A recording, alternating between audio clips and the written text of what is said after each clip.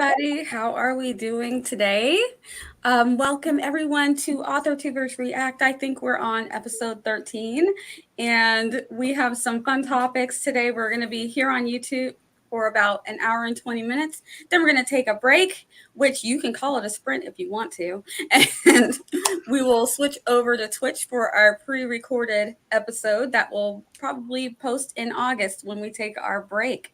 So we're going to let everybody introduce themselves. Two of our regular co-hosts are here. One of them will be here later. And we have some fantastic guest hosts. So we're going to start with our guest hosts, Tiffany, and we'll go all the way around. Richard and Desiree are also here with us today. I'm going to get everything out perfectly. All right, let's start it off. Tiffany, go. Oh. Hi, everybody. I am Tiffany, PLS Lifestyle on all the interwebs. I am so glad to be here. And let's see, I have a podcast, This Great Life. You can always check out all of the episodes, as well as I do live streams on Thursdays, PJs and Scribbles. It's a good time. If you want to come hang out and read some of my writing, you can check out my Ko-fi page. And I think that's about it. So, Richard, take it away. Thanks, Tiffany. Yeah, it's really nice to be here. I'm Richard. I'm the author of Nightmare Tenant. I am a thriller and horror and sci-fi author from the UK, as you can see. Got a new book coming out in September. If you want to hear more about my new book, subscribe to my newsletter. Thank you. We'll pass it on to Desiree. All right. Thank you, Richard. I love this whole, we're just passing it along. Hi, everyone. I'm Desiree, known as the Coffee Life here in the community. You can find my YouTube channel at Coffee Reading Writing, where I post weekly videos about the writing process, creative living, and mental health. You can also visit my website at coffeereadingwriting.com, where I have a blog and also a link to some writerly and reader merch that you might be interested in. So yes, thank you for having me, Nia. I'm excited, and take it on, Barrett. Yay. Yes, my name is Barrett Laurie. On my channel, I talk about my journey to traditional publishing. I write stories about ordinary queer kids living extraordinary lives. I host Critique Group Live every second Thursday of the month. We have a competition going on right now for flash fiction and poetry, $100 top prize for each, and lesser prizes for second and third. Check out our last episode for all the details on that. And I'm also 1/4 of this dynamic quadruple. Shouldn't have tried it because I'm not. Yeah, and thanks for having me, Nia. Take it away, Charliee. Oh, you're muted. Oh, yep, Charlie's muted. We should do a bingo, I'm telling you. I know. I was like, she's getting excited. Hello, everyone. My name is Charliee. I'm an authortuber here on YouTube. I make videos about writing and journaling, and I have to be honest here. I haven't looked at what we're reacting to. I know I've had plenty of time. Fresh reaction. But I have been super duper busy. Yes. You're forgiven. So, yeah. Totally forgiven, yes. And we're going to go hop over to Zara, who just got here. Really good time. Yeah, okay. My name is Zara Hoffman. I'm the self-published author of 6 books, a young adult paranormal romance trilogy and a new adult sci-fi romance trilogy. I am late because I was coming from a different borough for my little cousin's second birthday party. But happy to be here mostly on time and ready to react to certain things. I am also the co-creator, co-host, and editor of the Writers Podcast with fellow author-tuber Kelly Wright, where we talk about all things writing related, from shiny new idea through publication. And I am the founder of Inimitable Books, LLC, a new publishing company dedicated to uplifting marginalized voices without forcing authors to spotlight their trauma in their stories. Awesome. And I am Nia, the Vixen of Fiction. You are here on my channel. I host this. I host a writer's wrap-up, which we will be doing July 1st to kick off Nano. And I also host Scripting the Book on July 31st. We are going to be doing Emma and Clueless. So if you guys want to join us for that, should be a lot of fun. Next month is going to be super busy. We've got Camp Nano for everybody who's participating. I'm also doing my first Jane Austen July, which means just lots of reading Jane Austen stuff, and it should be fun because I'm a fan of Jane Austen. So should be lots and lots of fun. So today we have some hot topics to respond to, and then we have some fun stuff. So we're gonna do a couple of topics, and then we are going to play a little game of if you guys have seen He's a 10 or She's a 10 but. So they present you with something, a person who's like perfect, but they've got these one or two quirks that you can't stand. Where do they go then on the scale? That from a 10, they drop down to a what? Or do they stay at 10? You're like, no, I can live with that. So we're going to do writer and bookish style.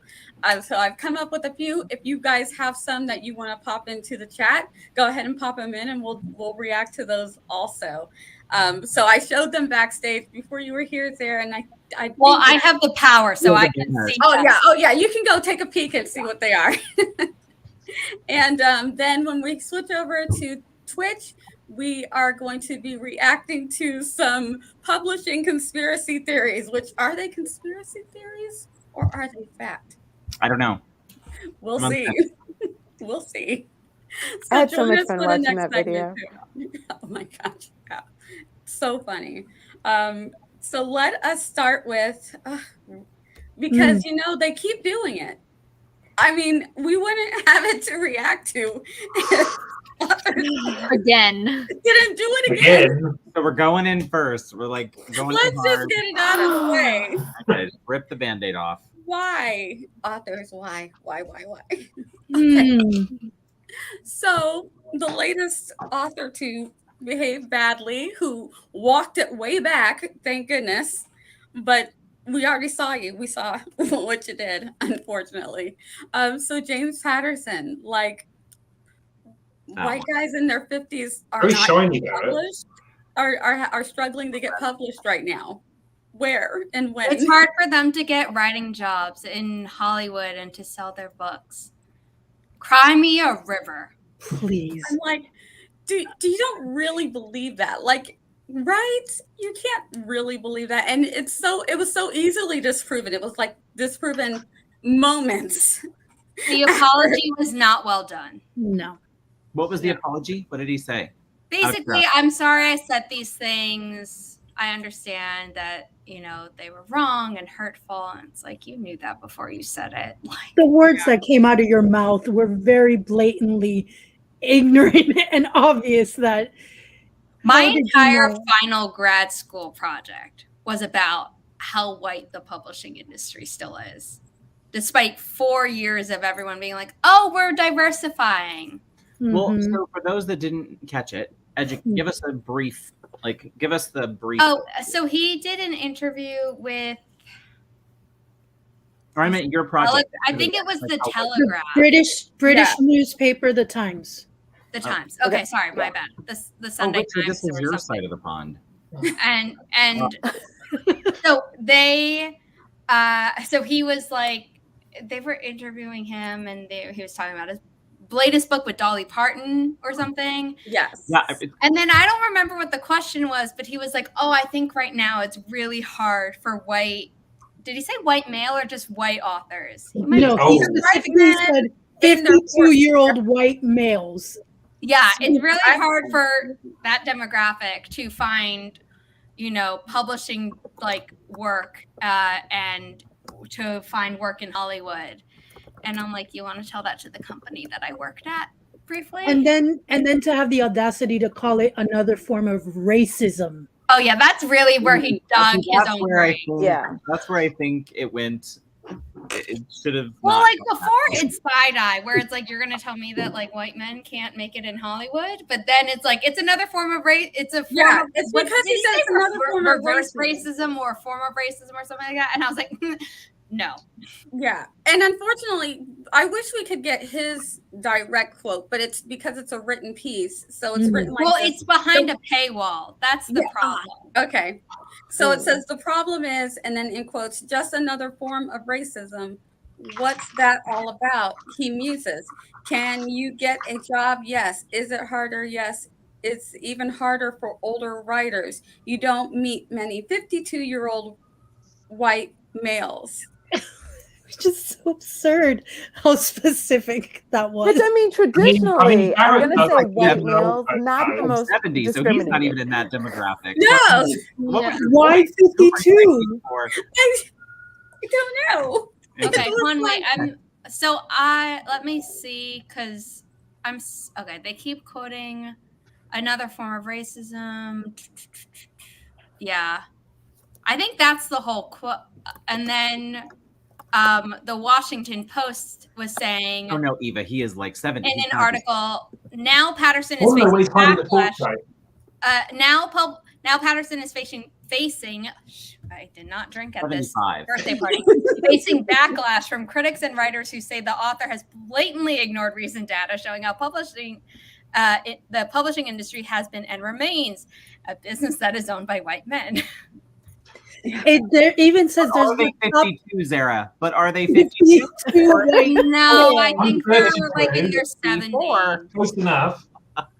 No, I know. I was just being obnoxious. Oh, I absolutely do not believe that racism is practiced against white writers. Please know that I strongly support a diversity of voices being heard in literature, in Hollywood, everywhere. And people had been clapping back on Twitter that, like, didn't you set up an imprint that was supposed to publish diverse voices and then you just, like, didn't follow through? So he has not put his money where his mouth is.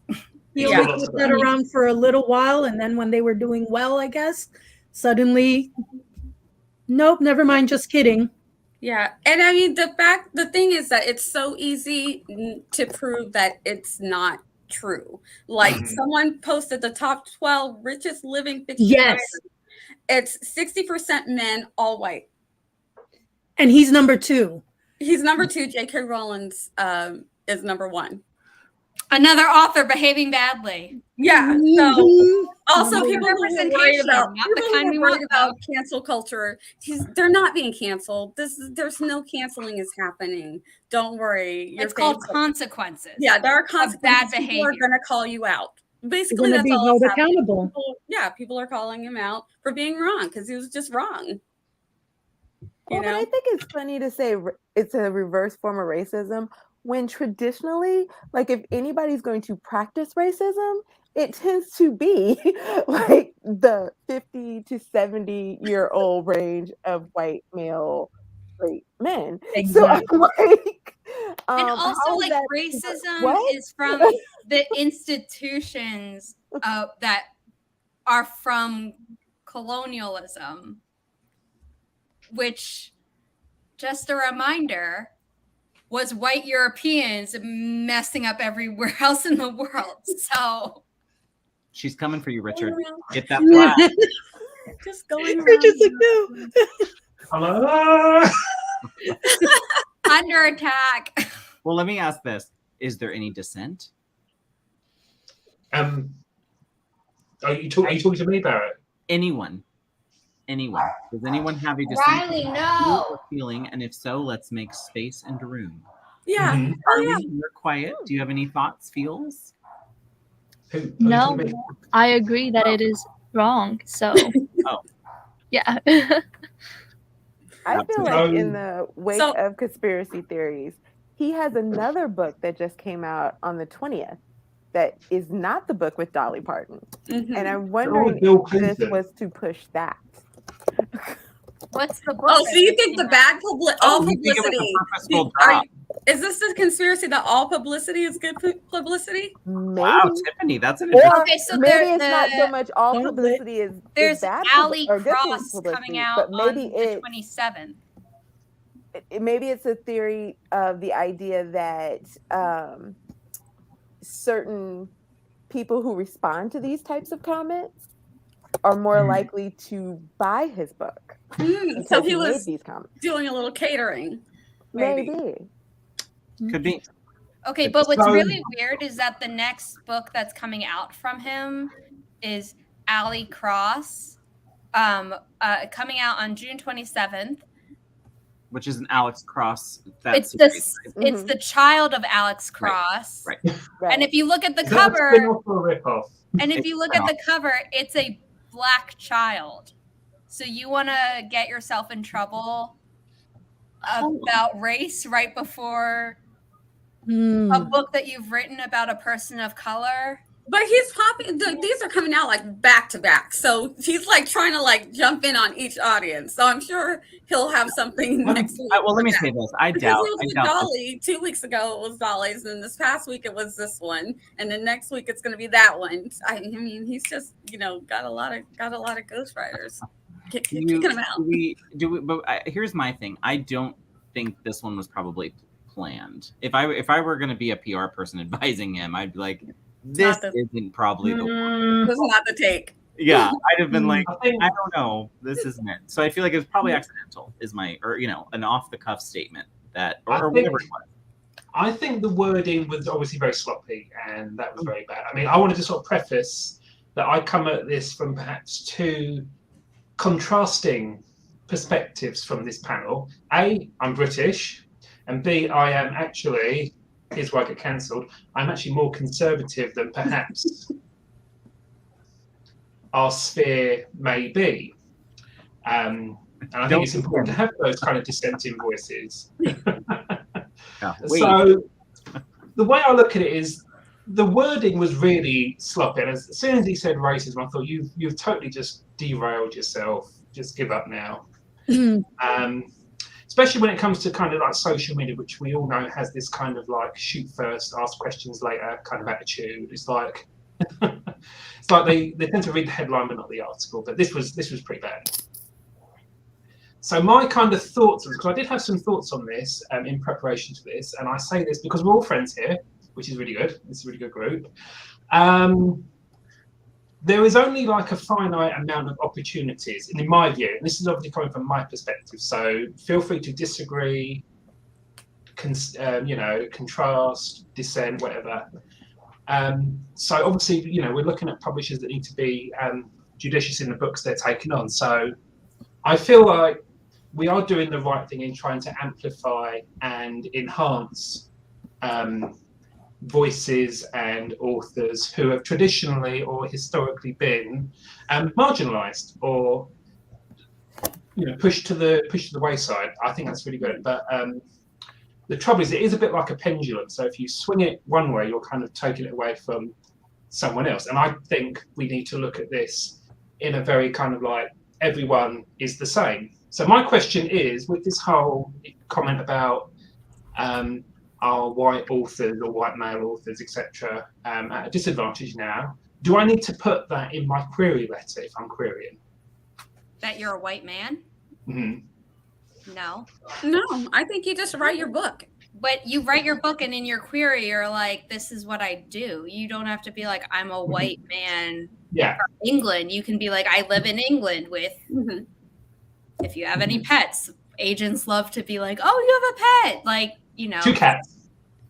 Right. So like, say that. Yeah. You don't have to be like, I'm a white person. And, it's most of the time that people who have a diverse background, they'll say something to like stand out more. But if you don't have that, you don't have to say anything. If you're, people were saying that if in a query letter, if you don't have something interesting to say, you don't need to say it. Just be like, I hope you like my book. You don't have to go into like, I was the president of this thing when I was like in high school. It's like, people don't care about that. Like, unless you like taught a super cool seminar or you've like climbed Mount Everest. It's like, if it's not a professional accolade, you're kind of fine. You don't need to put it. And then a lot of times people of color have said that within the publishing realm that they've noticed that a lot of times publishing has been in the past only taking so many. So they'll be like, oh, we already have our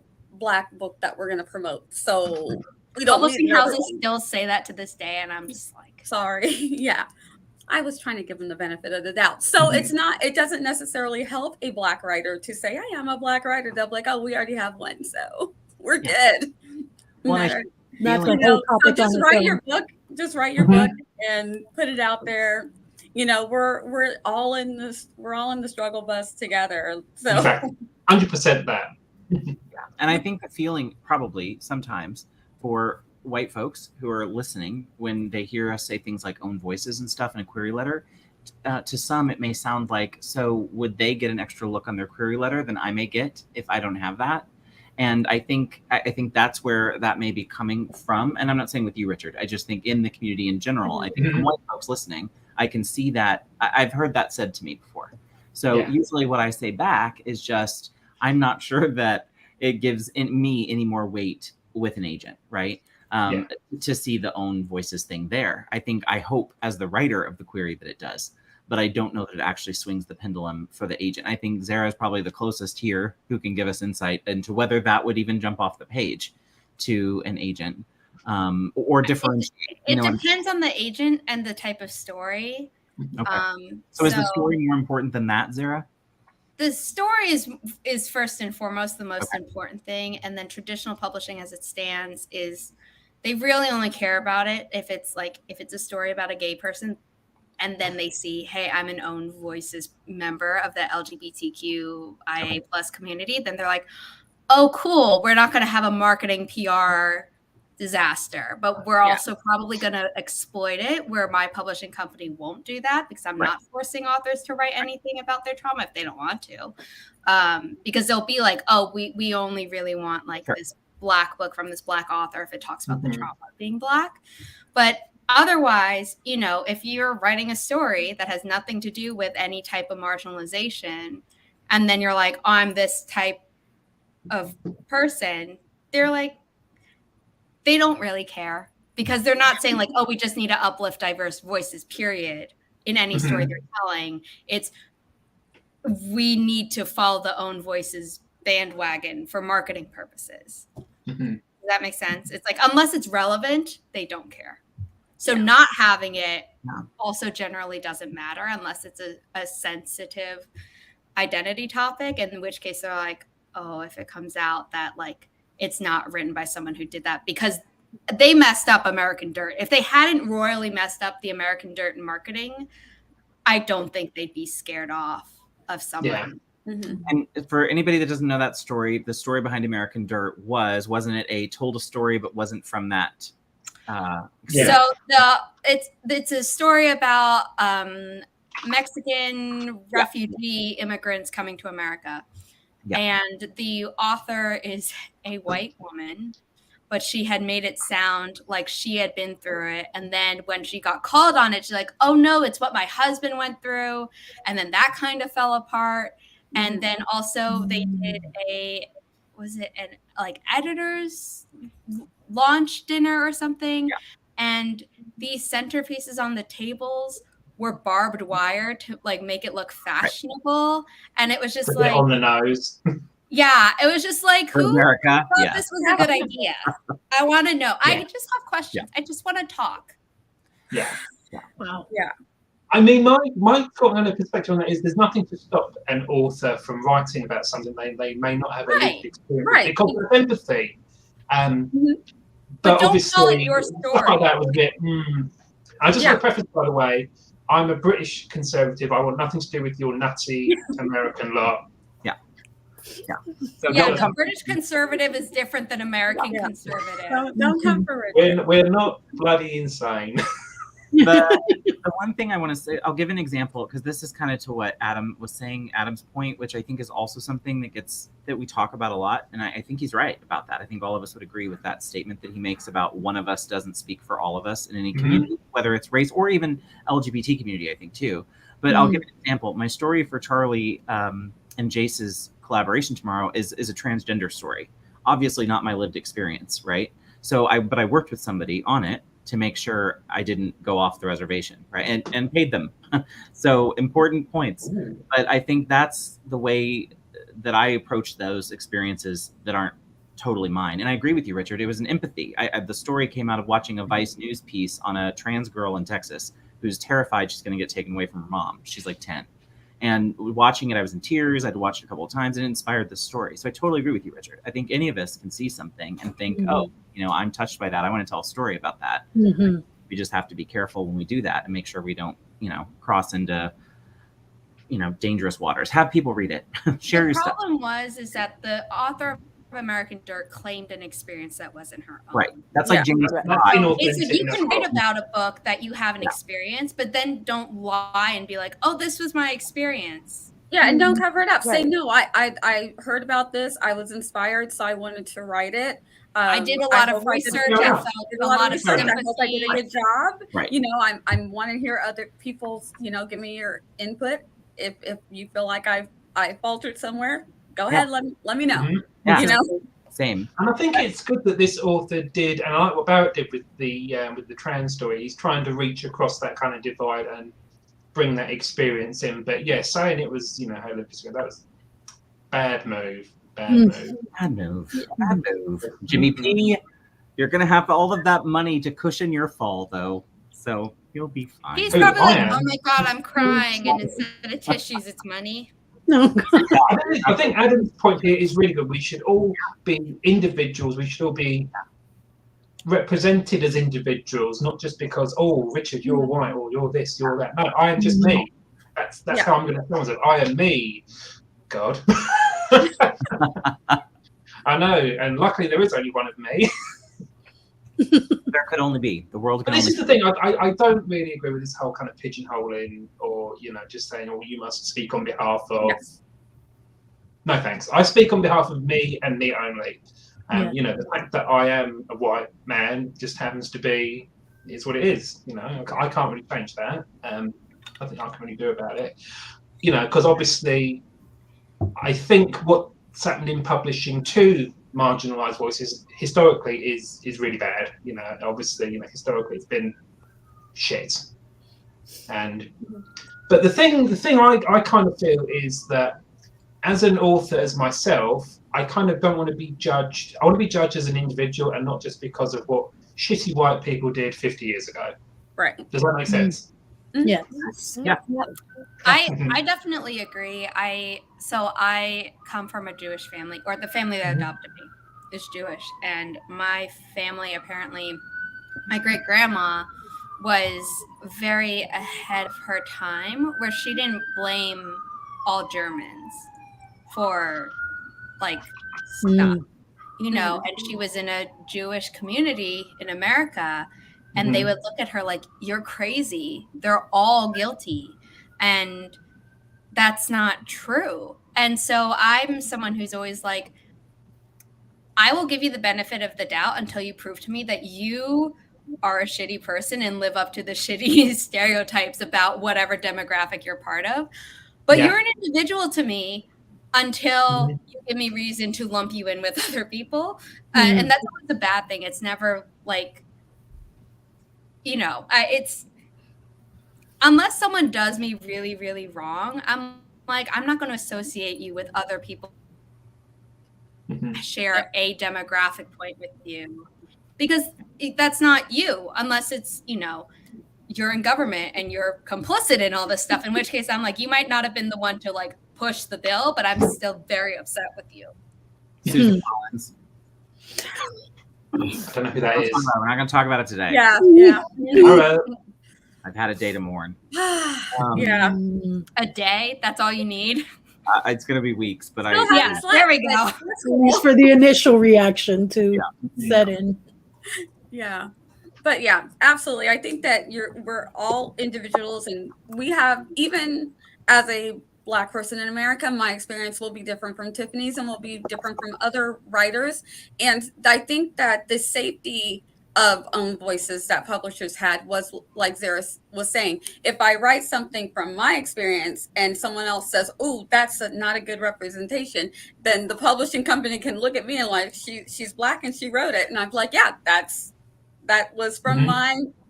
You can't tell me it's not. This was mine. You know what I mean? So that, I think that that's some safety that they felt with that. But then, of course, they did exploit it. And it wasn't great for a lot of people who didn't maybe want to come out, but wanted to still write their experience. And so, it's sad when things get twisted into something that was supposed to be good, turned into something that's not good. But I I write white characters and Asian descent characters in my stories, and you know, I don't want to not write them. I want my stories to be as diverse as the community that I live in. So I'm not going to exclude all other people from being in my stories. I want to write them, but I'm also going to be careful about how I'm writing them. You know what I'm saying? There's I think we also just a have common to, courtesy, there's really, isn't it? accountability that comes along with that. I think we also have to be careful because, like you said, my experience as a Black woman is different than Nia's experience as a Black woman. I grew up in a predominantly white neighborhood. I went to a predominantly white Christian school. So when I write Black characters, they aren't like girl this and shaking their head and rolling their eyes and all the stereotypes of like the ideal Black experience. But then I have, when I give it to certain people to read, then people are like, they're not Black enough. And Yeah, I'm they like, don't sound real. really? How does that classify? Like, I've known Hate when people every are, you're not spectrum blank enough. of, you can, like, you can't tell me that my experience isn't Black enough, because trust me, I can tell you it's Black. No, and for example, I'm a Hispanic woman, a Latinx, but I definitely have a very different experience. It's such a wide variety of Hispanics. And for example, a lot of what's written is under a Mexican view, which is so polar opposite to a lot of what the Caribbean or South America. And so it's very different. That definitely cannot be pigeonholed to this one stereotype, because our experiences are vastly different. Yep. And I think that's a really great opportunity that everyone has an opportunity to have through their stories, say, this is my experience being this. I mean, one point I want to make is that I make a conscious effort these days to have a diverse circle of contacts, friends, and other people, because I think that's really important, especially in this kind of sphere, is because other voices do exist and they're important. Sort of going back to a conversation I had with Barrett about conservative voices in fiction. I'm cancelling myself already. I think that my perspective on that is, I know that I operate in a predominantly liberal space, and that's fine. I like it. You know, again, I like having all these voices in. But you know, I'm not going to sort of hide that away. But I obviously, you know, respect and welcome everyone's perspectives. I treat them equally, or try to, to the best of my ability.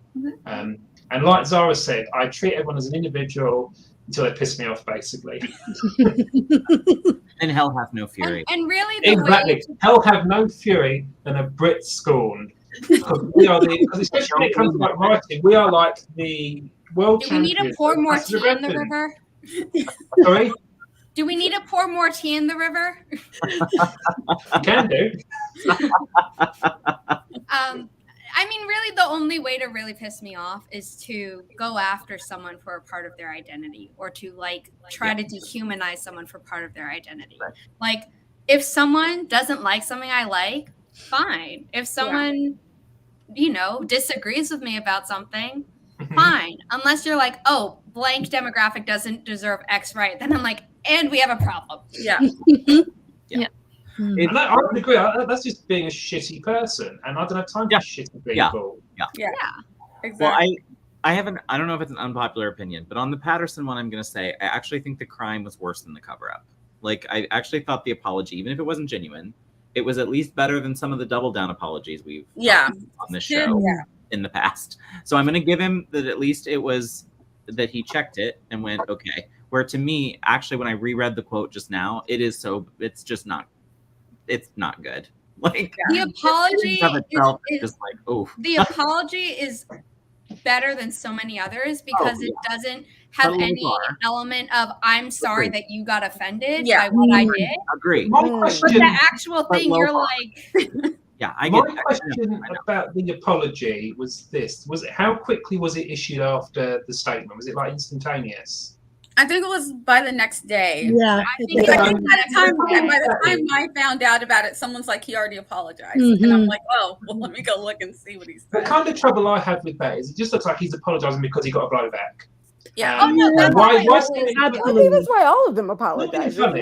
I mean, I think but I mean, if you need to, that, I'm okay with people being corrected. If you Mhm. have a wrong thought and someone corrects you and you're like, oh, my bad. I'm okay with that. But now eyes are on you. But I would almost rather that these celebrities, if they mess up, they wait not like a week, but like wait a day, so it doesn't feel like, oh my God, you just copy and pasted whatever your publicist sent you and was like, don't say anything else. Copy and paste this message and then go radio silent. Like, don't mess this up anymore.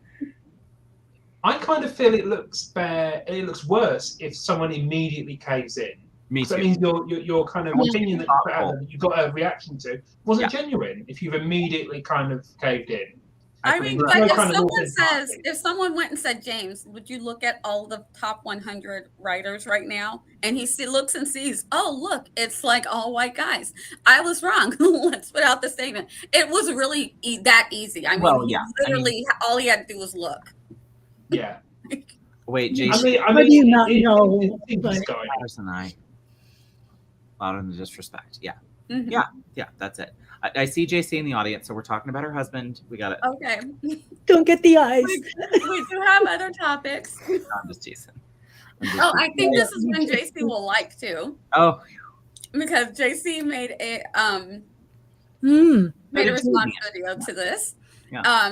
So I'm going to make sure that Cam Wolf is linked below if anybody wants to see the original. Oh, wait, she's still on it. Never mind. She wants to know how is a day later not good enough.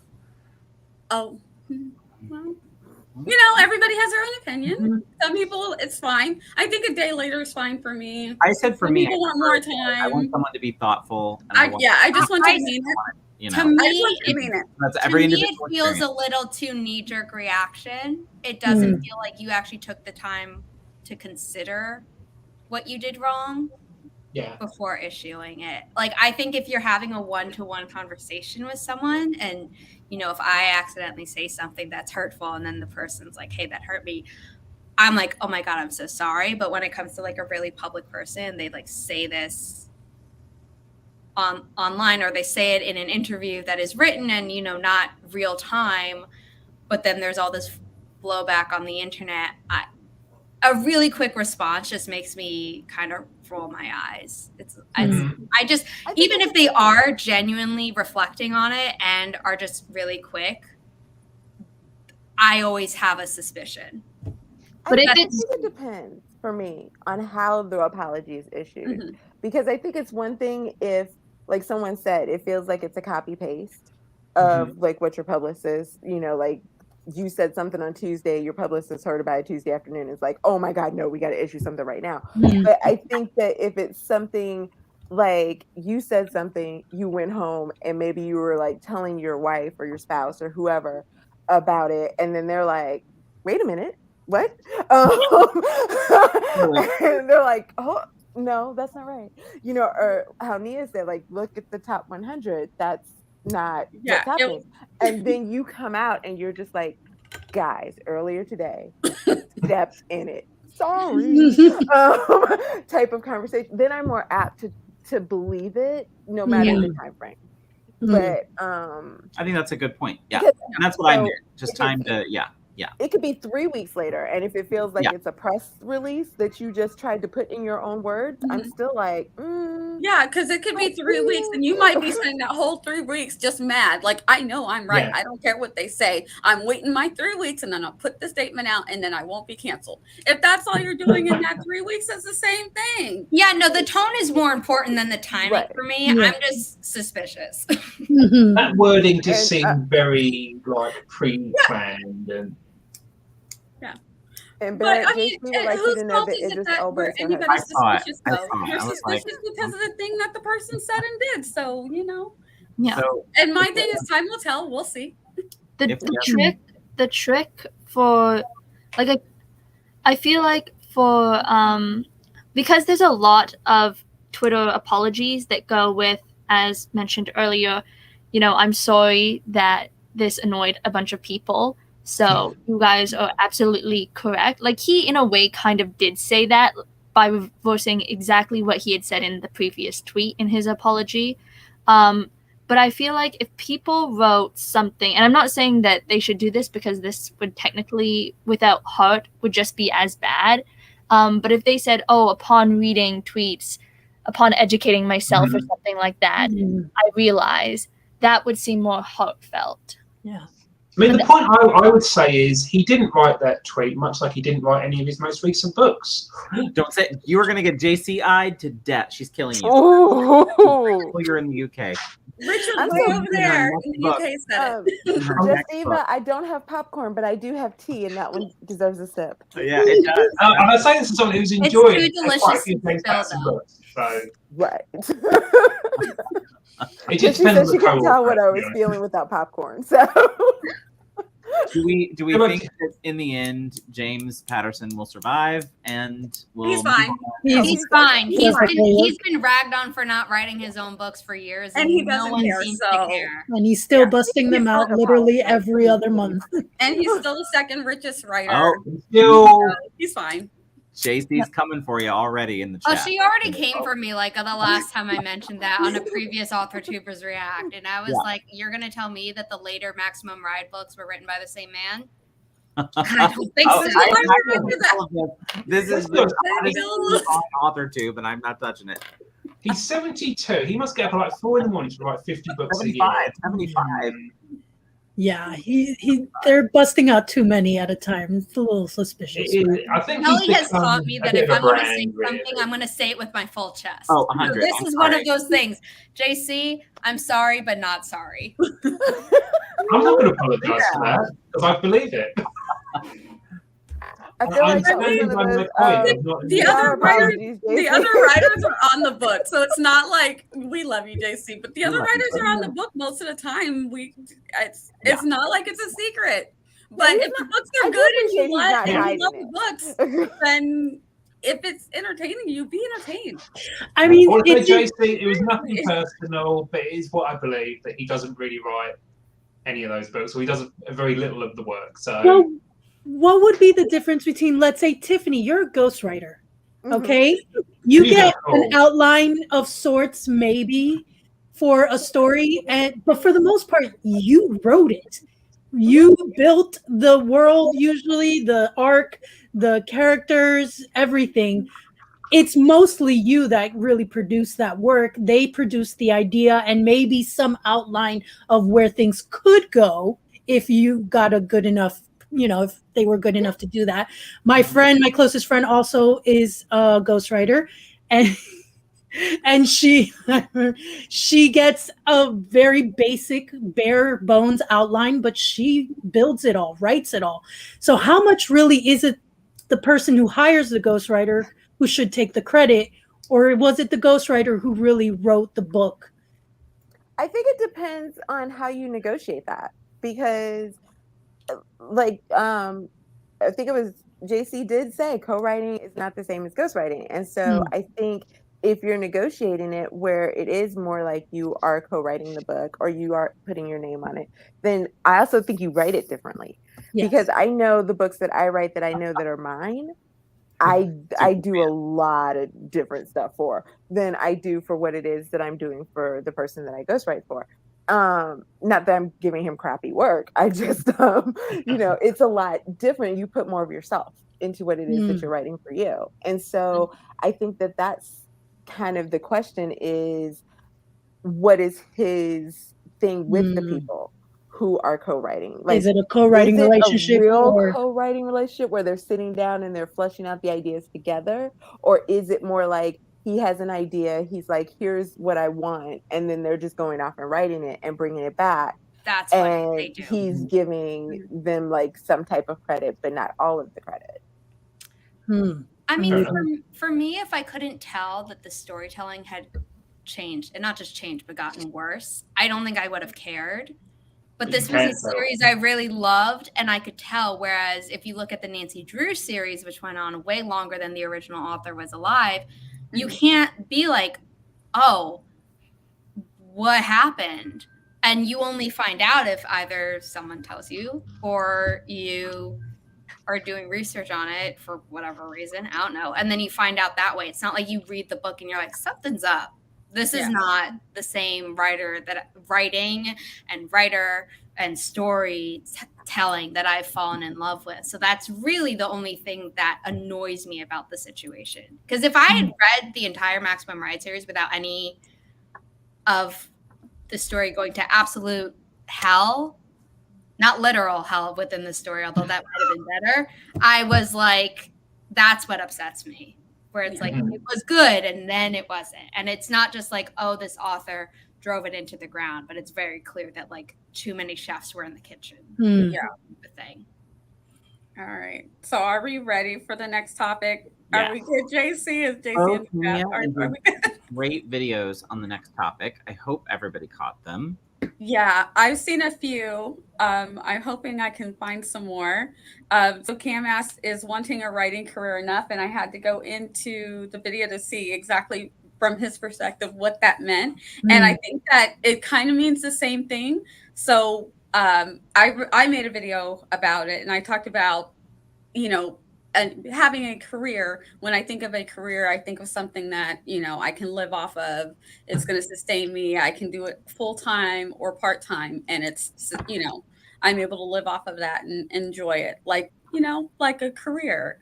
So is wanting it enough? And I think that for me, I was like, as a hobby, what my takeaway is, as a hobby, yes. Wanting it as a hobby is enough. Wanting it as a career, no. I've got to do a whole lot of other stuff if I were expecting it to support me. No. And see, and I think that's a lot of people when they think about a writing career, I think there are different misconceptions of what even that looks like. And so you have to ask yourself, what is a writing career? What does it entail? Because it's so much more than just the creative aspect of creating the book and publishing it. And so many people don't look past that part. They think that everyone else is going to do, or someone magically is going to do the rest for them, or they don't even know what the rest is. And it's so much more time consuming work that has nothing to do with the actual writing of the book that is part of the career as well. So it's like, are you prepared to do the work and be diligent enough to pursue that and what that would look like? Yep. Or do you want to be James Patterson and just get the co-writer to do all the work? Oh. He brought it back. Co-writer. My point of this is a writing career. I mean, I may want to be an astronaut. I may want to be a heart surgeon. I may want to be a rock star. I do not have any of the talents to do any of those things. So me wanting to do it is not enough. Right. I need to have some ability, heaven forbid. That's my kind of perspective on that. I'm the opposite. See, I think of it as if you want it, you're going to chase it. So if you really wanted to be a rock star, you would go to vocal lessons and train your voice. And so the way I see is wanting a writing career enough. If you want a writing career enough, then it's going to be enough. And if it's not enough, like I do not think writing for me will be a full-time thing ever. And I'm okay with that because it's not my dream job. It is a hobby for me as of right now. And so I'm not going to actively pursue it as much as someone like Zara would pursue it. So like, there's that. But I mean, if I really wanted it, then I would spend a lot more time, maybe drop out of school. I think you should actually say as much as, Barrett or anyone else on the screen wants it, because I'm also someone who would never see myself doing writing full time. Oh, because you're moving over into the whole. I mean, I like writing. I like writing. I'm not going to stop writing my own stories, but I'm really excited about having a publishing company and helping other people. I'm really happy doing a podcast that's different. I'm really happy hosting productivity sprints because nowadays I'm not always writing during those sprints. And things like that. And if writing was my only thing and it was like that, and remember to take the dog on a walk and feed the dog, I would go crazy. I would just be like, what if I don't feel like writing today? Then is my entire self-worth, like as a career, just gone for that day?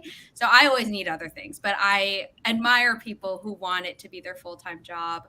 But I think like Desiree was saying that like a lot of people don't understand that there's more to having a writing career than just writing the story. But also most people only look at the super mega financially successful authors, whether they've canceled themselves or not, since they became famous. And a lot of them don't understand that a lot of writers have day jobs. Like, don't I have a quit day your job. is a thing. I think that the question is wanting a writing career enough to make money. I think I kind of agree with Charlie, where you're like, if you want it enough, you'll do it. But I do think that there are some people who are like, oh, I want to do something, and then they never put in the work. I don't think those people exist on Authortube because they're obviously investing time in watching Authortube to get better and things like that. I hope not being trolls like I had on my stream on Friday morning. But I was asleep. Don't worry, it wasn't me. I know it wasn't you.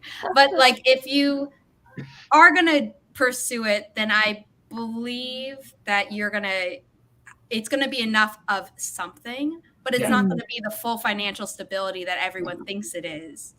If it is, great, right? If that happens for you, you're that one, yay. I'm gonna clap all the way. Yeah, like I'll be so happy for you. But that is, you can't go in being like, oh, if I work hard enough, I'm gonna get that. You're gonna have to assume that you're not gonna be doing it full time. Yeah. I think my point about talent kind of is something I covered previously. I think Chris Kenny as well, a good friend of mine, also covered, is what is talent? Talent is like a mix of the hard work, which I think Charlie's make a very good point. If you want it, you've got to work for it. But there is some degree of innate ability. Like I could not be a heart surgeon because I don't have that ability. I could try as hard as I want to be a heart surgeon. I could just have dead bodies out that door.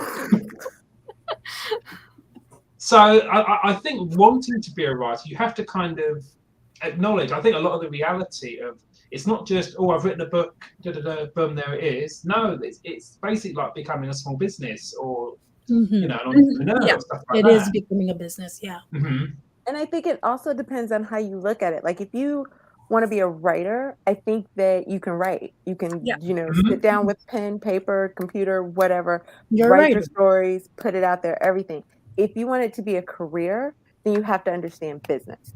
Because there is so much more behind. And that's something I learned with photography. I got into it thinking I want to take pictures, it'll be great. And then there's like accounting, and there's like books, and there's marketing, branding, and there's everything else that you have to learn if you want to make it a career. And so I think you have to decide which path you want to go, because if you're looking at making it a career, then just wanting it isn't enough. You have to put in the time and the investment to figure out how to make that a career. If you just want to write, sure, pick up a pen. Just wanting it is great. Pick up a pen, paper, and you write. Do what you gotta do. Yeah, I think that a lot of us find that in whatever career that we're doing, because I did the same thing. I was a stay-at-home mom for quite a while, and I was like going to the gym, and everybody's like, you should be an instructor. And it's like, I would love to be an instructor. And then it's like, look at all of these classes and all these certifications and all of this other stuff. I'm like, this isn't fun. But if you want to be a fitness instructor, you've got to get all of these things. And so it's like, it's what you have to do. And then you get to be a fitness instructor if you're doing it right. But same thing, you can have a fitness instructor out there that's got no qualifications. I wouldn't take their class, but it's scary. But you get it, you know. So could a career be enough? Because let's say there are some self-published authors who are doing it full time, and they're, you know, really successful. I know the Courtney Project. She has Kennedy Fox. She's one half of Kennedy Fox, and she quit her job. And for 2 years, she's been able to be a full-time author, and they're doing really well. Released like their 40th book or something. So Russie does it full time. Sarah May Sutton here on YouTube also does it full time. I think they all have certain levels of like financial goals, security, whatever, and their circumstances make what they're making enough. Yes. But they've learned to put on all the different hats you need to make that work. Right. And, you know, it's not just the writing hat, it's the editing hat, it's the accounting hat, the money hat, or Skillshare, anything like that. all of these other Mhm. things, getting sponsored. They've learned how to do all of these things and utilize these other tools that they have at their advantage in order to make it so that they can have a writing career. Because it's not just I wrote a book, I sold a book. You know, it's A so lot much more. more behind the scenes. And I think Jenna Morassi was saying in one of her videos, marketing. She's like, if you don't know how to market and you don't get a good book marketed, it's a good book's not going to sell if it's not marketed. No one's going to see it. No one's going to find it. She's like, but you can market and sell a bad book if you Yeah. market it really well. Yeah. And Case in point, 50 Shades of Grey. and I love this quote. Before we go there, Adrian talking about Jenna Morassi and talking about her different things. Also, just the diversification of your income. So it's not all coming from her books. yes. There are a lot of other YouTubers also, even if they're outside of Authortube. It's not just whatever YouTube. product that they've Zara, created what's the after they've buzzword for made it? their YouTube following. They are getting Multi-hyphenate. money from YouTube, which allowed them to make a product, which is then getting sold and things like that. It's never, almost never, just the book. Exactly. Yep. But I would say even big name authors, like, you know, Patterson made a bunch of money off of his books, but he didn't become like a millionaire until they started making movies. So, you know, like I would say that there's a lot of authors, even with great, you know, contracts and everything else, that there still has to be something else that pushes that a little bit more. Yes. Well, and I think the one thing I saw Eva say it, someone else say it, but I'll throw it out there just to make sure we touch upon it. So for me, for example, I took the time from working to get into this writing thing and do it as fast as I could and all of that. But I always am quick to say I'm married. My husband makes a good living. He provides our health care, which is really important. And we have a place to live where we pay very little to live here. So like, if none of those things were aligned, this would not be possible, right? So I want to always say for anybody watching any of us doing this, remember there's a level of our lives that you see and don't see that may make it appear that, oh, wait, they're doing something. And that's not really the case. I mean, you know, this would not be happening if I had to go out and work 40 hours a week and then do all this stuff. Like, no, never. Like, also, So, like, yeah. I am very lucky in my financial situation, thanks to my mom. If somehow, this would never happen because I have a good relationship with my family, but if like somehow I got excommunicated from my family, so my mom's not supporting me and I can't go to any of my cousins who are supporting me because they like picked my mom, you know, I would not be able to do any of my creative projects. I would have to get probably multiple jobs to be able to live by myself in the city at all. And it's not like, oh, it's Manhattan. The other boroughs are also really expensive. I might have to move to New Jersey, which I'm not a New Yorker who's like, ew, New Jersey sucks. My uncles live there. I'm fine with New Jersey. But I wouldn't be able to have the life that I want or currently have if it was all on me with my creative endeavors. And that's a reality. And, you know, hopefully one day it can contribute a lot more to my thing, because I would like to be able to not have family financial support if I don't need it, but I'm not there yet. But Barrett, what I took away from your video, Barrett, is to succeed and have your life. So you need to get a, what's the term again? Sugar daddy. Is that right? Yes, it worked for me. Now I'm thinking of the song from Hedwig and I'm me. very okay, and I, like Zara, come from a kind of cushy family as well. So it's like, you know, if you guys can just figure out how to do that, geez, you can do it too. I'm in a similar Just get born with a silver spoon in your mouth, or get adopted into one like me. What's the problem? Yeah, I'm in a similar boat where my husband is the one who works and pays for basically everything. My money is fun money. The money that from my part-time job, it usually goes to my kids. My kids come right to me with their hands out like, Mom. So that's where my money goes. And but I have a part-time job, but my part-time job is physically taxing and takes a lot of energy. I'm burning more calories in a day than I can usually take in. That's just the nature of the job. So even though it's very part-time, it's incredibly exhausting. It feels a lot of times like I'm working a 40 or 50 hour workday. But I've enjoyed it.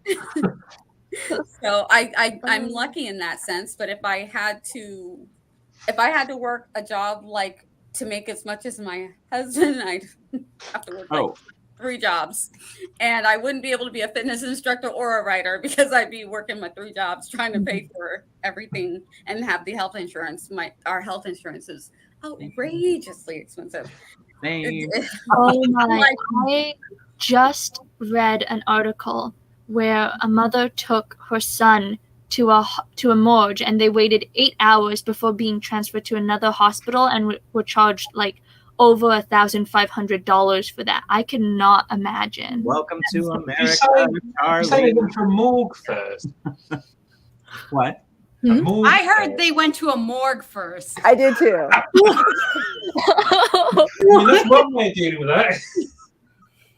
They're getting a little ahead of themselves. I think she said merge, like emergency room. Did. Yeah. Okay, now I get Do not ask, though. Do not collect £200. Canadian earphones. No. I totally meant hospital. Yeah. Well, once you kept speaking, I was like, oh, okay. Yeah. I obviously misheard. But after 8 hours of waiting in a hospital to get seen, you could end up in a morgue by the end of the day. Especially in a pandemic where everybody's probably sitting around with no masks now. So very true. My father went to the hospital because he had shortness of breath, and it still took 9 hours for them to get him to a room. Yeah. Yikes. He just hung out in the emergency room with one of those little oxygen things. When you drive across Illinois here, across the river, there are 2 different hospitals that list the waiting times for the ERs, like on the billboard before you even get to them. So you know how long the wait is at the emergency room. So that is America for you. If we're going to get on the insurance system in America, we're going to need about 24-hour. Okay, real quick. Yes, get on Ko-fi, Adrian. They don't eat your money. They don't eat the money donated to you with fees like Patreon does. Yes. Also, Desiree, I don't know if you have a Ko-fi link, but I put everyone else's on screen. Everyone else on screen with the Ko-fi page in the chat. So okay, yeah, Thank I you, do have one. So can you put it in the private chat and then I'll pop it in? Or Canadian, Richard. Laps in every other industrialized nation in the world, but ours. Yeah. Thank you for the super sticker, Eva. Eva's I know. Oh my gosh. Some of you guys in this was it Eva's husband paying for that? So awesome. Thank you. I'm gonna get myself in lots of trouble, aren't I? I'm also looking at Eva's bill, though. That makes me very sad. Yeah. Yeah. Well, listen, Charlie, if I told you how much I have to pay every month to go get infused, you'd, oh gosh, be like, what? Especially if it's so cheap in Canada. I could do it in Canada for less than $25. It's like my tuition money all in one go. Yeah. I had blood tests done, and I was told that it was going to be handled by my insurance. Oh, and that's fine. It is going to be, but they were being really weird about we don't know how to submit it. I'm like, but you do. But anyway, but I saw the actual bill, and I was like, did they send it to a lab that doesn't take my insurance, despite them saying that they would do it? Because my mom and I looked at that number and we're like, this is wrong. We're like, we did not agree to this. We were told it would be covered by insurance. Yeah, it's bad here. What I'll say, Barrett, is I'm like, we just went through a whole thing with my daughter. We found out these injections that she could need are like $9,000 a shot. I'm like, yeah. And the insurance only pays for part of it if it's not an elective. So if they decide that it's an elective, then that's how much we'd have to pay. My daughter's like, no, let's try this other route. I'm like, okay, thank you, baby. I'm so sorry. Oh, that's so much fun when you thought you were at the right place, and all of a sudden your insurance is like, we won't cover it for them, but if you go over here, then we will. Yeah. And then you're like, but that one's more expensive, or I don't know anybody. Why? Yeah. And it's so funny because depending on the insurance, they're like, they recommended one and they're like, oh no, they're on this insurance, so we don't recommend this anymore. We're going to recommend this for you because your insurance won't cover this one, which is also an $8,000 or $9,000 shot. And I'm just like, what? That's insane. I think hearing all So these you stories, couldn't even get the shot that you wanted or that you thought worked best for you. Oh, I was just going to say, You'd have to get hearing the all one that these- the insurance says. hearing all these stories just makes me realise how, quite frankly, lucky I am to live in the UK, where we do have the NHS. Where, not being funny, there is a debate to be had about how it works behind the scenes, but the principle of free at the point of use, I think is really noble. I mean, there's obviously a conversation to be had maybe about how that is administered, etc., etc. And obviously, it's not free because all the Sure. payslip. We'd gladly pay a tax. I would.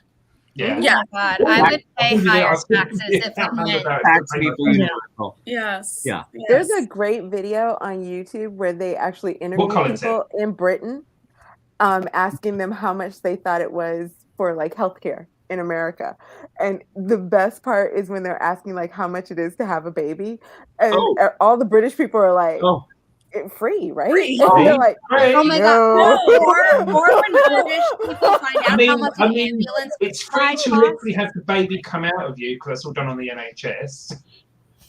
Obviously, Wait, It's how so how nuts. expensive It's like is it for an 10,000 plus. EMS? $15,000, 15. Yeah, For an Yeah. EMS? just for an ambulance. Yeah, for an ambulance. And if you airlift, you're talking 150 Ooh. or more. Yeah. You know what? Oh, and also those ambulances though sometimes aren't available because too many other places need them. So then you need a private ambulance company, and that comes with a price hike. Oh my god. I'm surprised Uber don't get in on this. So you can literally get an Uber ambulance. They don't have big enough cars yet. Yet. No, I that's have heard of people wanting to take an Uber to the hospital instead of calling for an ambulance. So when I was younger, I had a freak accident where I like split my head open.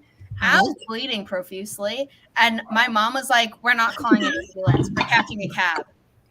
oh wow. See, Madness. as someone And my who- mom is like I said, my mom and I are like, okay.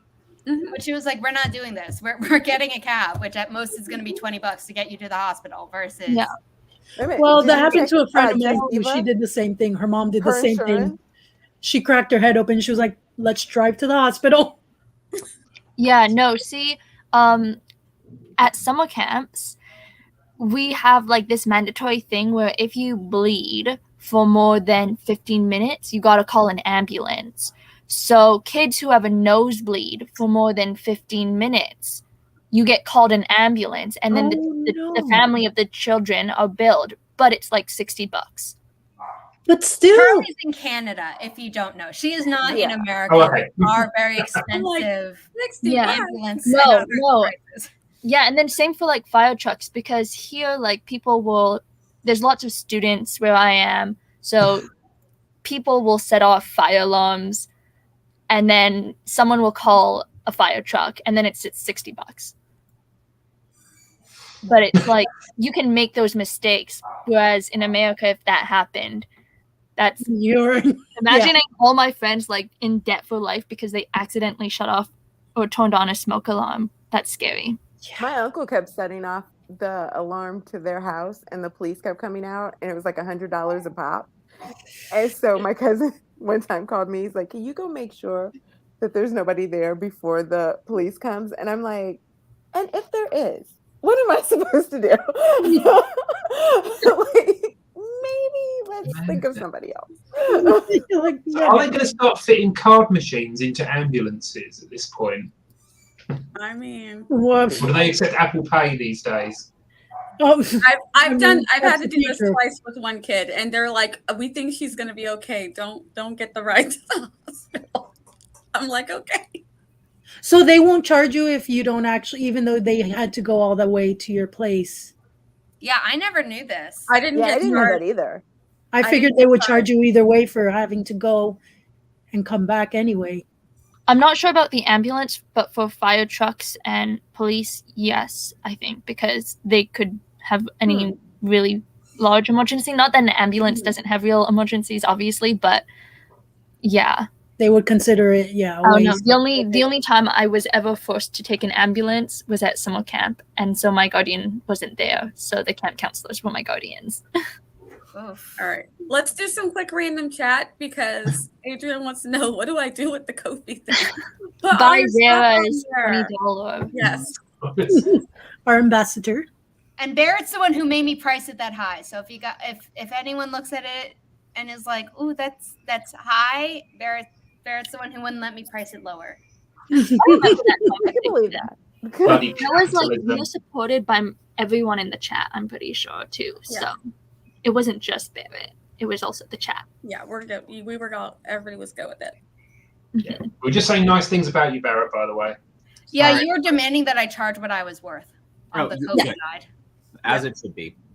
Sorry, I had meds I was supposed to take at 5, and Ricky was like, "Weren't you supposed to take your meds?" And I was like, "Yes." And then he was like, "You should eat something." So Starburst. Woo! Okay, I you haven't know had what? Starburst Quick, in I'm years. gonna let it Let's go. I'm so old. I remember when Starburst were opal fruits. Opal fruit. What? They used to be called here. What? Yeah, what? Wait, is that a British thing or like? It was a British thing, a then they time rationalised to Starburst. Probably because it cost them money to print different packaging. Huh. Oh my goodness.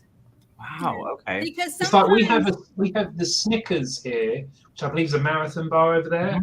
Mhm. No, wait. Snickers The here. Mars Snickers. Snickers in America. now. Sure. I'm But pretty we sure have it's Mars We have bars Snickers, too. but sometimes We the have candy both. bars they're No, called something Snickers different. are not The same Mars bars. candy They're bar- two yeah. different things. Yeah.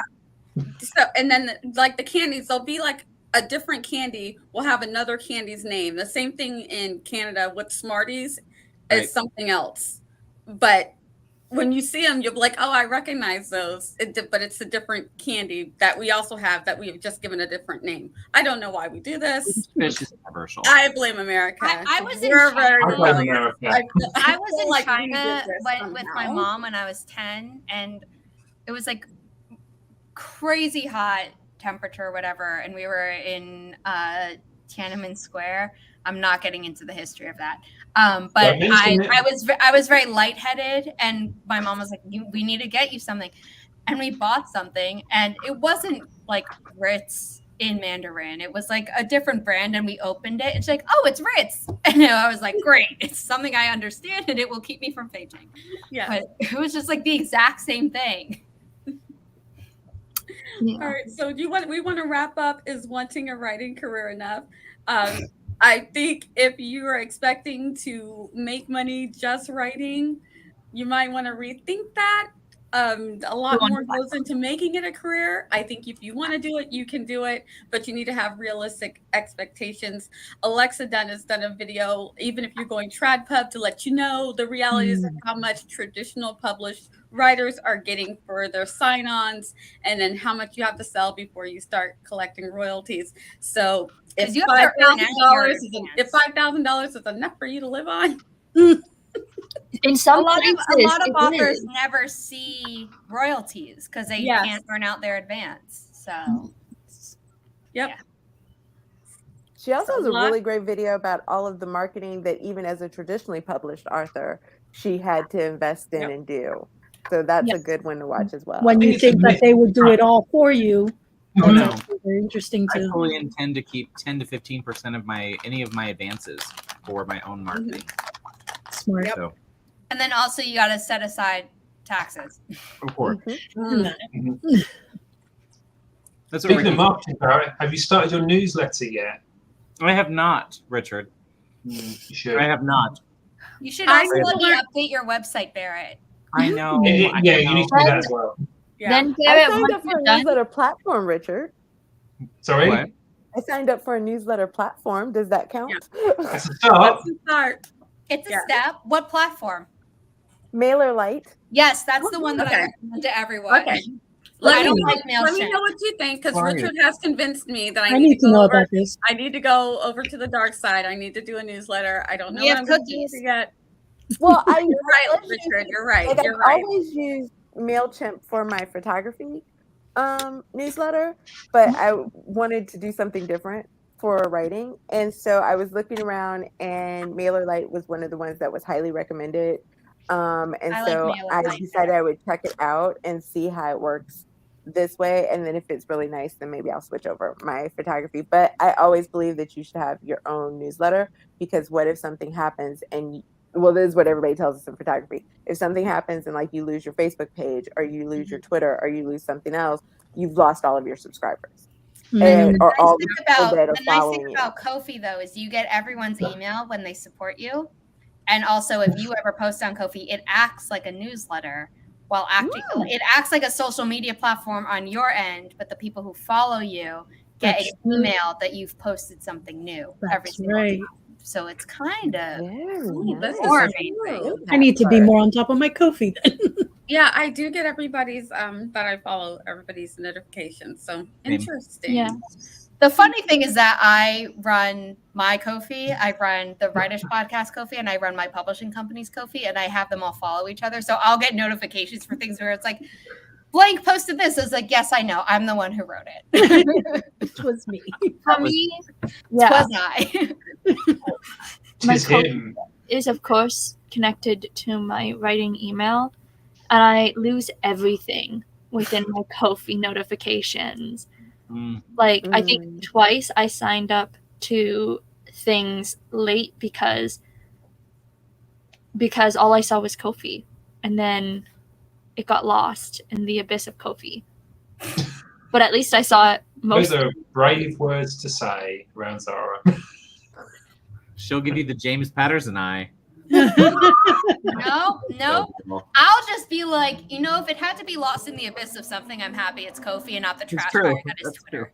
Or Barrett, she won't give you the James Patterson eye. She'll get her co-writer to do it for her. Oh, Richard's stirring it. Yeah. I'll get Riley to do it. She has the best expressions. She'll be like, how dare you? I hate you. Some of the Ko-fis are just updates. Somebody's just making a post, but I think it's interesting if someone actually posts something that needs to be read. It's really good because it's like, oh, I'll go check that one out. Sometimes people are just like doing. Tiffany did that with Say Something. Mm-hmm. I did my short story. I did. It's 3 parts, and so each part got posted on its own. Mm-hmm. Oh, nice. Mm-hmm. But I will say I got more responses with the first one than I did with the other 2. There's always a drop off, like also with like book series, because people will start something and then sometimes they just don't follow through because they don't want to, they forget, which is why it's always nice to have a pre-order for your next book if it's in a series up, so people do it and forget. So yeah. I'm with Eva on the notifications thing. I'm bad about it. Ricky turned my notifications off and I don't see them anymore. Like, I hardly ever check Signal regularly or any of the stuff, or Discord or any of the stuff that's like not my usual. I check Discord when it's Worldwide Write-a-thon, and other than that, I'm like... Same. The best thing I did in December, I turned off all social media notifications on my phone, except for messages, WhatsApp, and Facebook Messenger. So I don't get any of the sort of Twitter crap, Instagram crap, Facebook crap. Yeah. If I want to look at that, I just go in to the app. And I have to say, I would not go back from that at this point. Otherwise you are just getting bombarded with stuff left, right, and centre. Like, so-and-so updated their status. I'm like, I don't care. Yeah. I love getting updates, but I'm not. Before Authortube, I was not a big social media person because I was always writing or reading, so I wasn't on social media. And then it's just nice to have that little break. It's lovely, isn't it? I mean, this actually kind of leads me on the social media thing too. An unpopular opinion when it comes to TikTok, which I despise. And I will explain why very briefly. I kind of feel TikTok's app and the way it's just laid out, it just kind of feeds that kind of addictive, permanent scrolling thing. And I don't like that. I didn't download it for a very long time, and everyone I knew was like, oh my God, how can you not? And then in my publishing master's program, everyone's like, oh my God, people are selling books on TikTok. And I'm like, if you're going to point to her, she has a huge backlist. Like, yes, someone like a lot of people start crying about like, oh my God, it ends with us. I'm in tears and like you need to read it. Okay, but then people could binge read her backlist, which is why she made. I don't understand how people actually sell books on TikTok because you can't put links on posts. So. No, it's just if enough people, it's like a trend, and then people are like, "Oh my God, I want to be part of it." It's like if you had enough people posting on Instagram, you'd get the same effect. But a lot of people like migrated to TikTok because it was the new thing, and I'm just like, I'm not going to be scrolling mindlessly. And I only downloaded it because Kelly was like, "Hey, I'm going to be making TikToks for Rightish, and I think sometimes you should do it too." So I downloaded it, and I don't think I've opened the app more than 3 times. I'm that really like bad person who uses Instagram Reels to catch all the TikToks because a lot of no, I do that too. I do that too. I have TikTok. I don't open it ever. Like I haven't even downloaded I open it it yet. every once in a while. Don't do it. Don't do it. I might have to for work, but I open TikTok on Fridays because I just post the Loki videos. I post them on Instagram and YouTube, and I'm like, I might as well post it on TikTok also. I go in, post it, and then I'm out. And then because YouTube also has the real spot, too, right? Shorts. YouTube Shorts. Shorts. I try to ignore them. So if you're subscribed to like the people that you want, sometimes they'll have just the reels there suggested shorts. Yeah. So Shorts, reels, TikToks. Yeah, it's all. I made one YouTube short on the podcast YouTube. It's all young people stuff. Yeah, but you get it if you're subscribed or if you're just browsing, you get it anyways. In my subscription feed for sure. There's just so much already distraction. I can't imagine adding another one, and one that apparently is even more addictive to just scroll mindlessly on. I already do that with the things we already have. I'm trying not to. I'm only on Instagram because that's where all Authortubers plan their live streams. If I didn't have to be on Instagram anymore, I would be like, yeah, I am so fed up with Zuckerberg and Meta that I would take that off. I would delete the Facebook app off my phone if I didn't have to be in like 3 Facebook groups that connect me with amazing cover designers. Like there are just certain parts of the author community that keep me tied to media apps. And I'm like, otherwise I would get rid of you, but I've cut down on how much I'm on them and I'm so much happier. Well done. Yep. No notifications either. When I go into Instagram, that's when I get my notifications. Yeah. So they're not basically, if I don't log into Instagram, I don't see it. Same Because thing with Facebook. It's just a barrage otherwise. I mean, that's why I changed the setting. Only stuff that people can contact me directly on has a notification. So if you need to get hold of me, email, messenger, text message, or that's basically it. I have Instagram notifications on, but the badge is always a message. So I'll open the app and not even look at my feed. I'll just immediately click to the I've message. changed Instagram so it's literally just for DMs. I get a notification. I'm not interested in if XYZ is posted. Yeah, that's what I do too. I don't care. I don't care. Yeah. Okay. So I have a question then about TikTok. Not don't ask me. The audience for it. We know. I know. Like, does it show you only the TikToks of in your region?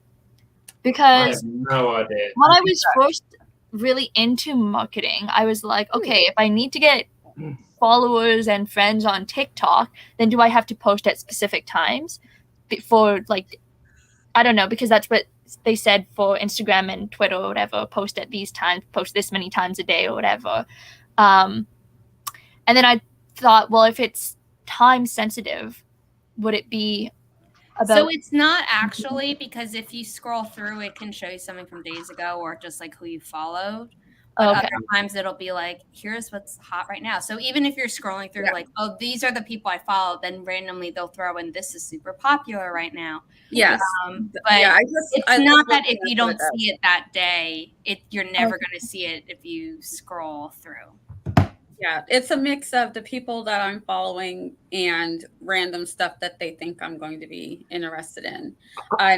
I do fall Hey, down Ron. the rabbit hole occasionally on Instagram, looking at the Instagram reels, and I have to avoid them when I go onto YouTube because YouTube's the platform that I use the most.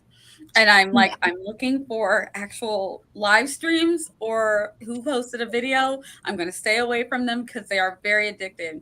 And when I go on Instagram, the pet ones, I swear, they know. Yes. Oh my gosh. I go onto Kids. YouTube for the specific channels I want. So I have ones where I turn on like notify me of every video. So like Try Guys, Kate Kavanaugh, and like Super Carlin Brothers. And beyond that, it's like if I see and then like Authortube people. But I don't go to the homepage. I only go to my notifications tab and click on what I want to watch. So I've like I've circumvented the get stuck in the scrolling rabbit hole for almost every social media app. Where I'm just like, I just go for what's directly.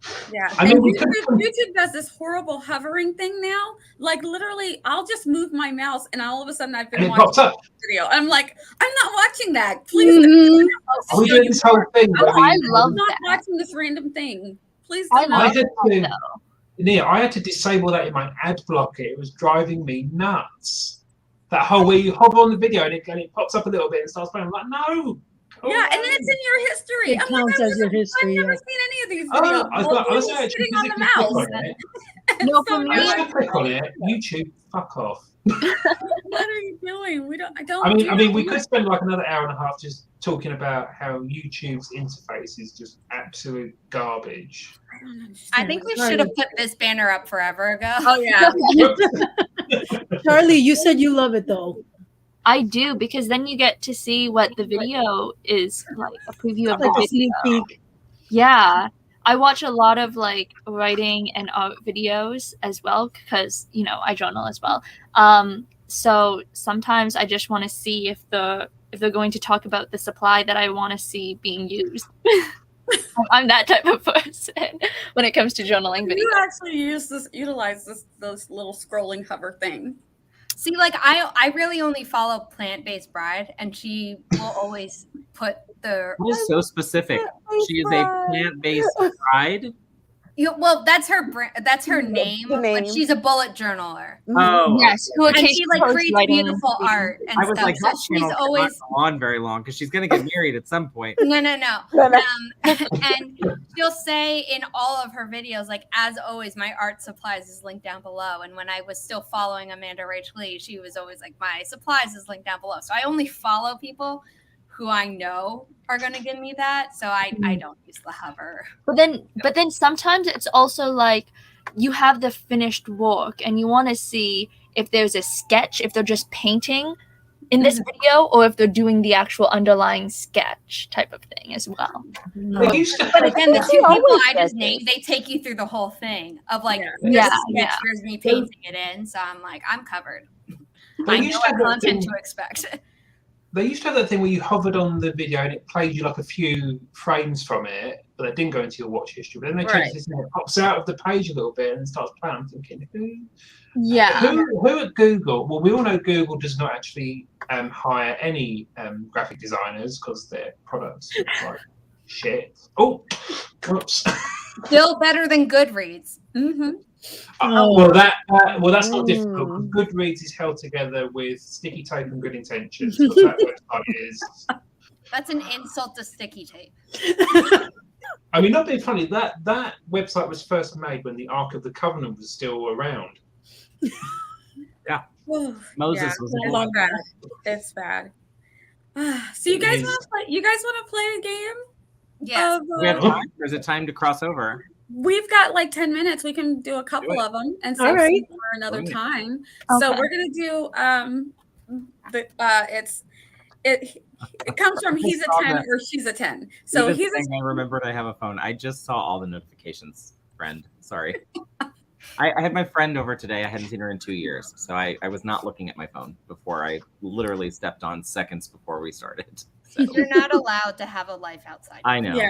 How dare you?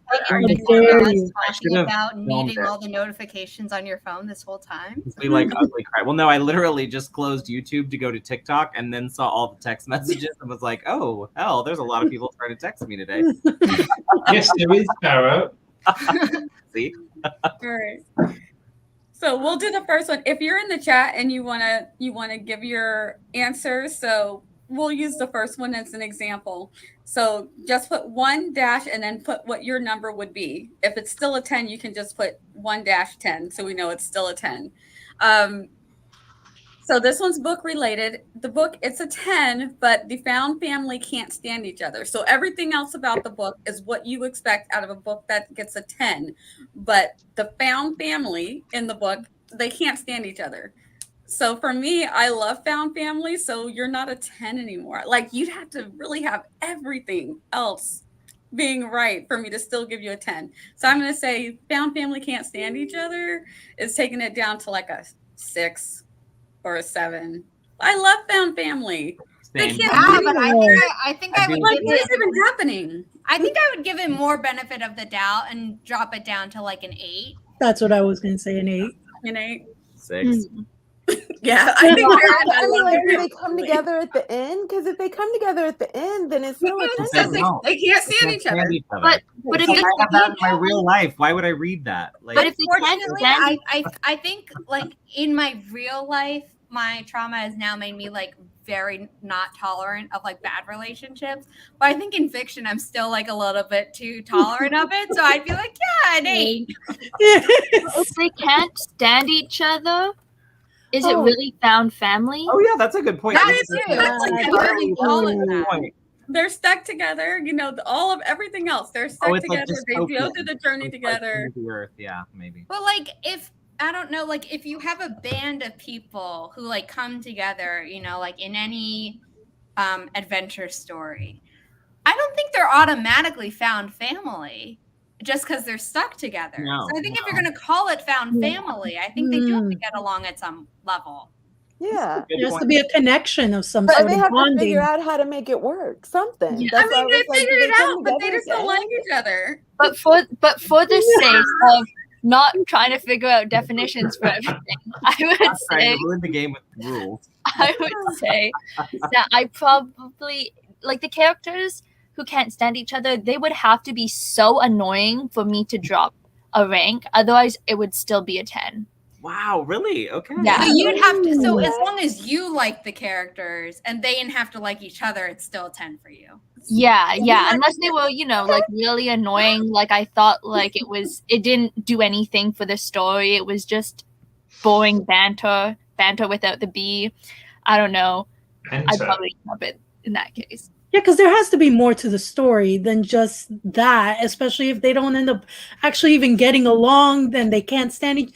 There's got to be more development for someone in there, whether it's just the main character or someone on the side, because if that's just how it ends, that's just horrible. I'm dropping it down to an 8, assuming that every single time the found family like characters interact with each other, there's like huge tension or disagreements. Not that there's any like some banter where it's like, oh, like we kind of get on each other's nerves, but like siblings can do that. So like we're found family, so that's allowed. But like actual like at each other's throats or like we really don't like each other. I'm assuming it's bad enough that I can't enjoy the story.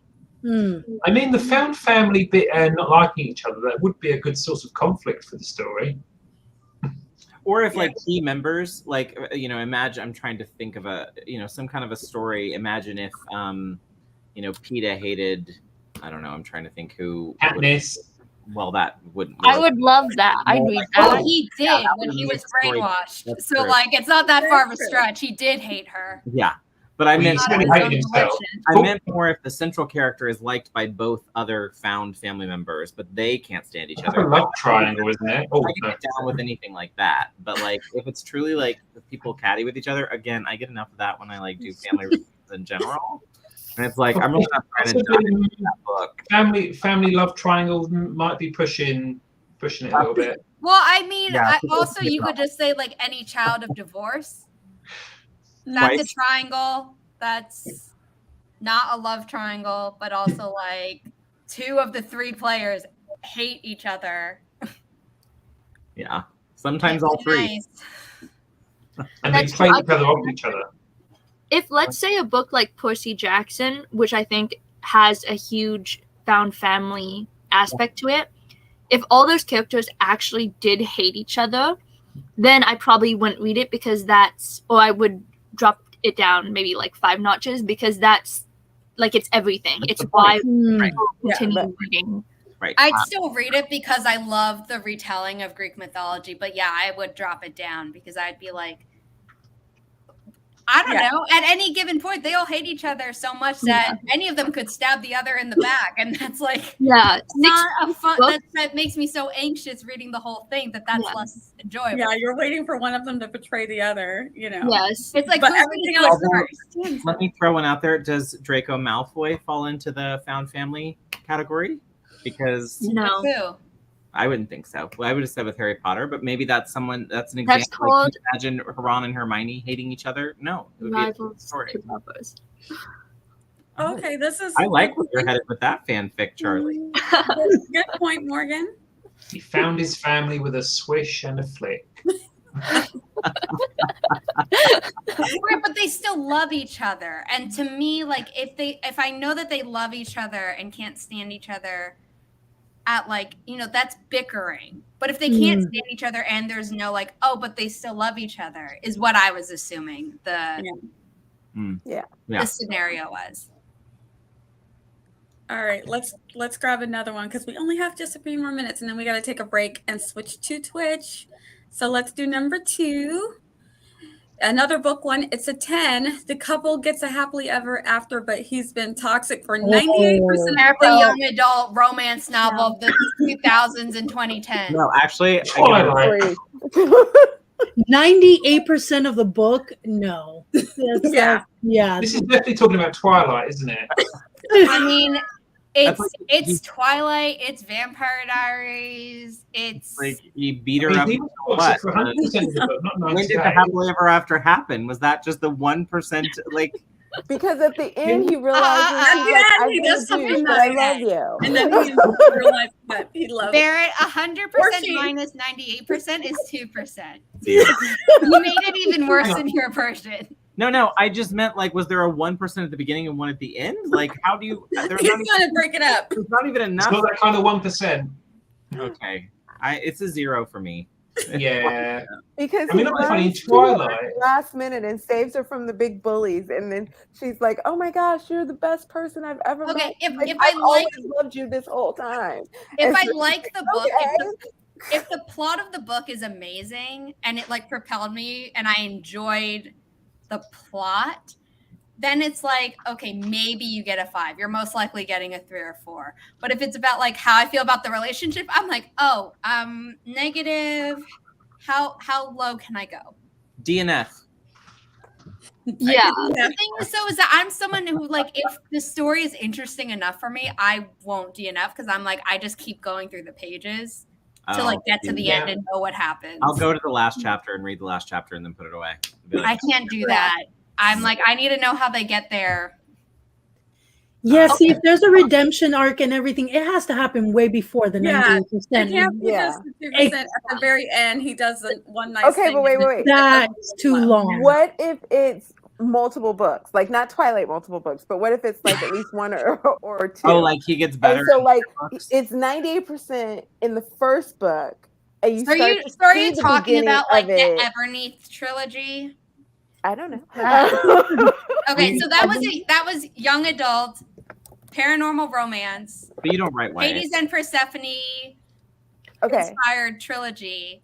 Oh. And first book almost entirely toxic, but you're but the main character is oh, he's that way because of blank. And then second book, you're dude, you're still on this. You should have learned more. And then the third book, you're oh, you're broken and not, you're toxic because you were really broken. And now we understand in total.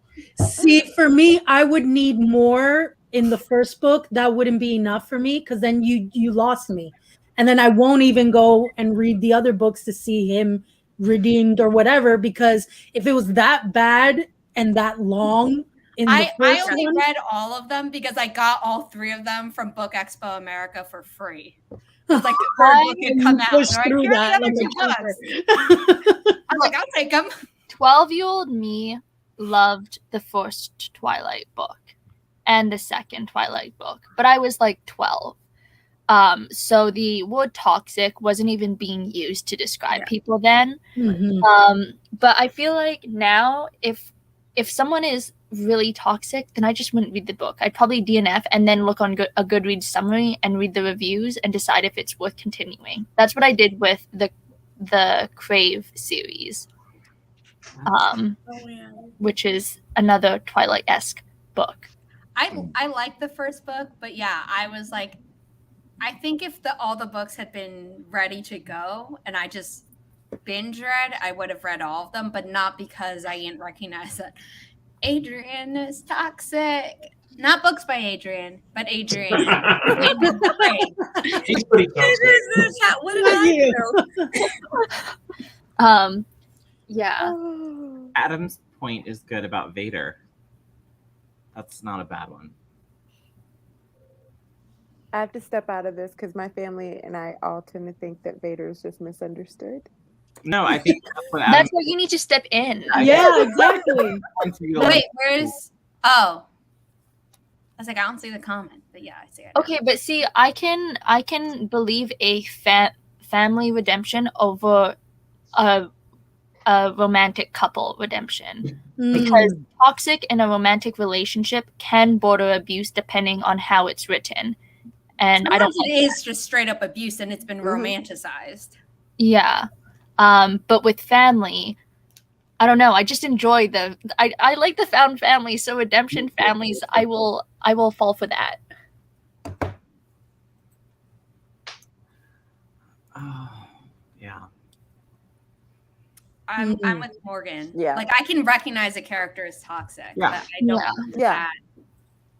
that in a couple. Or if it's like a romance series where each book is on a new couple, like I don't want any of the main couples in any of the books to be the toxic one, but if a side character is in a toxic relationship and then their book is about them finding a good relationship, then I'm like, okay, that was good for them. But you know what? As much as I don't like toxic couples together, I really hate when one person is toxic and then the other person is like fully acknowledging that they're toxic, but they're like, it's okay. I can my change love him. can make him better or her better. And I'm like, when has that ever worked? No, but if both characters are toxic, it can kind of be humorous. If both the 2 people in the relationship, or 3 people, or 4 people, you know what? I'm just gonna stop there. As many people as you want in the relationship. If multiple parties in the relationship are toxic, then Charliee can find humor in it. Yeah. Just not if there's only one. Right. Yeah. I think that's called an orgy. Richard, part 2 is the After Dark. We are Also, Charliee is almost. innocent of Charliee this. is an innocent. Charliee is an innocent PG-13. cinnamon roll, and I am protecting that. I have forgotten the cinnamon roll. Why do we say that? Is that okay for me to say that? Because or she's does super you always say sweet. that? She's super Okay. sweet. Oh, okay. I was like, I feel like I need to make sure I'm okay to say cinnamon roll before I I jump. want to ask No. Sarah a It's because question. she's really sweet, and I had to correct her on something that, anyone with a dirty mind I love how you immediately clocked, but she did it, and I had to private message her and be like, Charliee, don't say it that way because it's not what you think it is. Charliee, your innocence is my favorite thing about you. Right. So, Richard, Cut behave it. yourself. Leave that. Oh, gosh. Okay, are we at time? No, I would love to do one more, but we got to go because we have to hop over to Twitch. So maybe we'll do a couple at the end of the Twitch one. Oh, sweet. Because that one we Let's do can that. the Twitch side we can do until everybody's like delirious and wants Oh, to. I want to do number 7. Okay. Well, Ooh, now I want stay to know. tuned. Okay. It's so fun. Does someone want to pop the Twitch into the chat. I'll do it. And we'll go backwards around doing outros. Thank you guys for doing this with me. And thank you guys in the chat for coming and hanging out with us. If you want to hang out with us some more, we've got more hot topics that we're going to react to. And we'll do some more of the game. Hop over to Twitch and we'll be there shortly. We're going to start with Charliee. Outro us out and we'll swing it back around. Great. My name is Charliee. I am an authortuber and journaler here on YouTube. And yeah, it's fun. You should come and join me. Yay. Yay. Hi, my name's Barrett. I'm glad to be here. I'm ready for our brief break. And then I'm ready to bring it on with all of our spicy ideas in part 2. So don't miss it. Twitch. Yes. Take it away, Desiree. Hey guys, I'm Desiree, known as the Coffee Life here in the community. Again, I have a YouTube channel. It's Coffee Reading Writing. You can find videos every week on the writing process, on creative living, and mental health. And you can always go to my website, which is coffeereadingwriting.com. And this was a lot of fun. Thanks, Desiree. I'm Richard. I'm a now cancelled author in the UK. If you wanted to contact me while my career was still alive, please subscribe to my newsletter. I've written this book that no one's going to want to buy anymore. See you in the next part for more career suicide. And off to Tiffany. Hello, everybody. I am Tiffany, TLS Lifestyle on all the interwebs. This has been a lot of fun. I'm super excited, and I probably will have popcorn when we get to Twitch. So stay tuned. My name is Zara Hoffman. I'm the self-published author of 6 books, a young adult paranormal romance trilogy, and a new adult sci-fi romance trilogy. I am the co-creator, co-host, and editor of the Writers Podcast and the founder of Inimitable Books, LLC, which is a publishing company dedicated to uplifting marginalized voices without forcing authors to spotlight their trauma. And I am Nia the Vixen of Fiction. You are here on my channel. We are going to take a 20-minute break to give my co-hosts time to do all the things that they need to do. So I know that the Twitch side says 6:30, but or at 7:30, the time zones 7:40, but will be Eastern is when we will be back. So give us 20 minutes and we will see you guys over on Twitch. Thank you guys for coming and have a great one. Let me find my banners and we're exiting out. Bye, guys. Bye.